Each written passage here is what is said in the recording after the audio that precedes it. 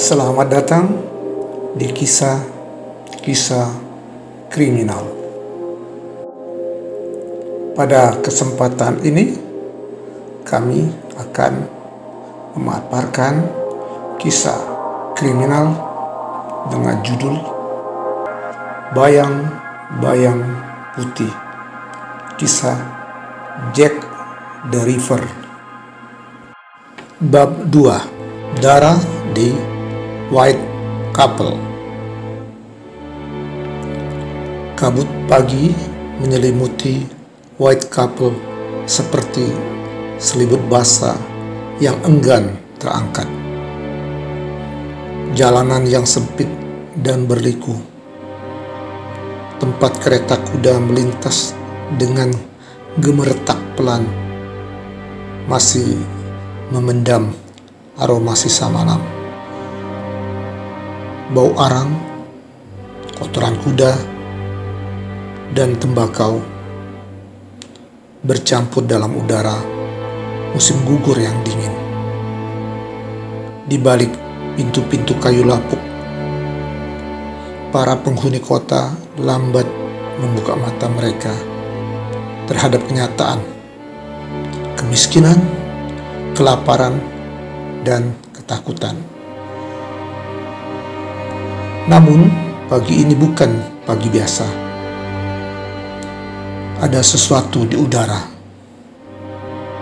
Bukan sekedar kabut dan angin, tapi rasa mencekam yang tak bernama.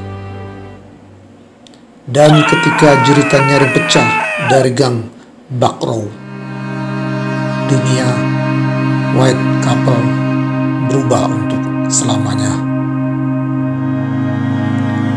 Ada mayat. Tuhan.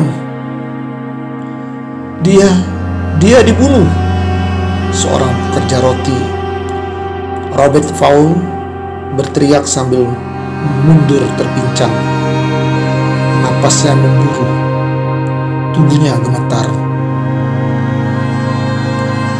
Tergolek di tanah dengan gaun robek dan leher terbelah seperti disayat pisau daging.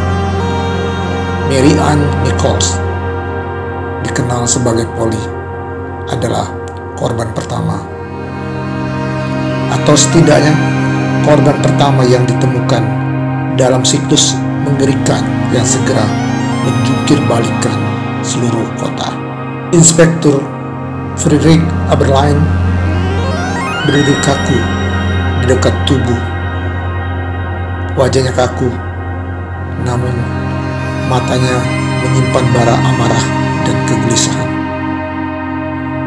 Dikelilingi petugas dan dokter forensik yang sibuk, ia tetap diam.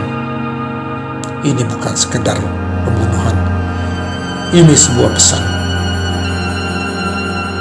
Tuan Godley, kata Aberline kepada rekannya, Sersan Josh Godley. Lihat luka itu. Bukan karena kemarahan, tapi ketenangan. Ini dilakukan oleh seseorang yang tahu apa yang dia cari. Godley mengangguk, menahan napas dari bau anjir darah yang belum mengering. Seorang ahli, atau lebih buruk, seseorang yang menikmatinya, jawab Aberline pelan. Kabar menyebar seperti api. Para ibu menutup jendela dan berdoa. Para pria menatap setiap bayangan dengan curiga. Para pelacur, mereka yang hidup dari malam, berjalan lebih cepat dan membawa pisau kecil di balik kaos kaki mereka. Seminggu kemudian, pada 8 September, tubuh kedua ditemukan. Annie Chapman, seorang wanita tangguh yang malang, ditemukan di belakang sebuah rumah kos. Tenggorokannya terpotong dalam-dalam, dan dengan kebengisan yang memualkan, rahimnya telah diangkat dengan presisi mengerikan. Tuhan yang Maha Penyayang, desis Dr. Philip saat dia berdiri di atas tubuh Ani. Ini bukan hanya pembunuhan, ini ritual, dan pelakunya tahu anatomi. Di ruangan penyelidikan Scotland Yard, Aberline mencoret peta Whitechapel dengan tinta hitam. Pola mulai terbentuk.